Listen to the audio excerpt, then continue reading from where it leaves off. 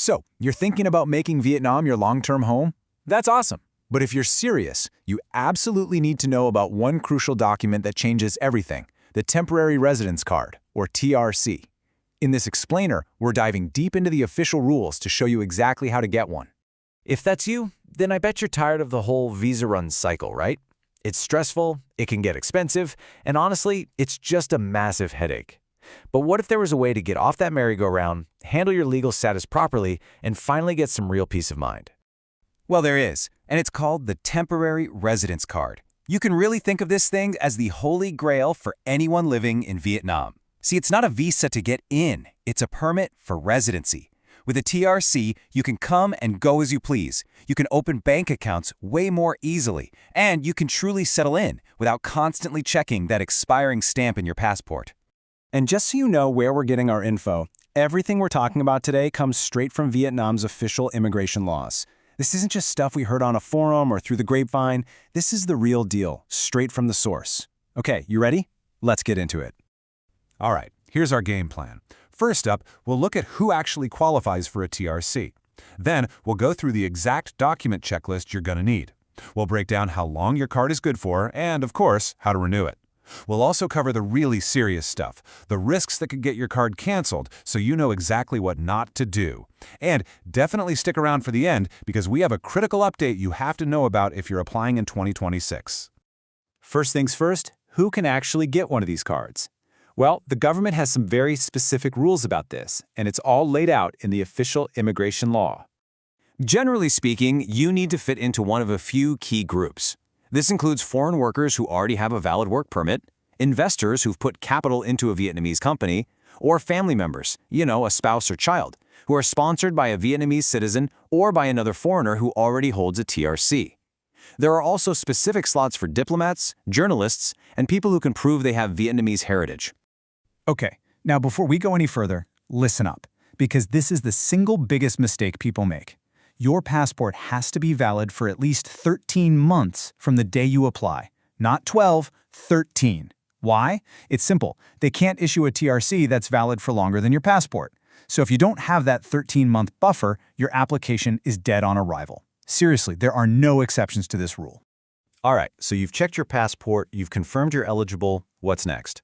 Well, now it's time to gather all your paperwork. Here's exactly what you'll need, according to the official guidelines. So your application file or dossier needs 5 key things. First, a sponsorship request form that's filled out by your guarantor. That's either your company or your family member. Second is your personal application form. Third, your original passport. And yes, I'm going to say it again, please double-check that 13-month rule. Fourth, 2 fresh passport photos. And finally, the heart of your application, your proof of eligibility. This is going to be your work permit, your investment certificate, or maybe your marriage certificate. And here's a crucial tip. Any documents that aren't in Vietnamese must be legally translated and notarized. Don't skip that step. So you've got all your documents in perfect order. The next big question on everyone's mind is how long is this TRC actually good for? And the answer to that? Well, it completely depends on who you are and why you're here. And this slide really nails the difference. A standard visa is like your ticket to get into the country for a visit, but a TRC is your permit to actually live here. It's what gives you that freedom to come and go as you please without a second thought. So the length of your TRC is tied to a specific code. For example, a major investor with a lot of capital falls under the symbol DAY-T1, that's DO2 for investor, and they can get residency for up to 10 years. A foreign worker, usually under LD2 for Lao Dong, gets a card that matches their work contract, which is typically up to 2 years. And family members, under the TT symbol, can often get cards valid for 3 to 5 years. Every code has its own duration. So, what happens when your card is about to expire? Does that mean you have to pack up and leave? The good news is no. You don't have to leave the country. You can renew it, as long as you still qualify. The process is actually pretty straightforward. Just make sure you apply for the renewal at least 30 days before your current card expires. You're going to need pretty much the same documents you used the first time, plus some proof that your situation hasn't changed, like your work permit is still valid or your investment is still active. Processing usually takes about a week or 2, and the best part is you can keep renewing it indefinitely as long as you still meet the requirements. Okay, let's talk about something really serious now. It is absolutely crucial to understand that your temporary residence card is a privilege, not a permanent right. It can be taken away, and you need to know exactly why that might happen. The most severe reason, of course, is a legal one. If you're convicted of a crime in Vietnam, or if the authorities decide that you're a threat to national security, your residency status will be terminated. Simple as that.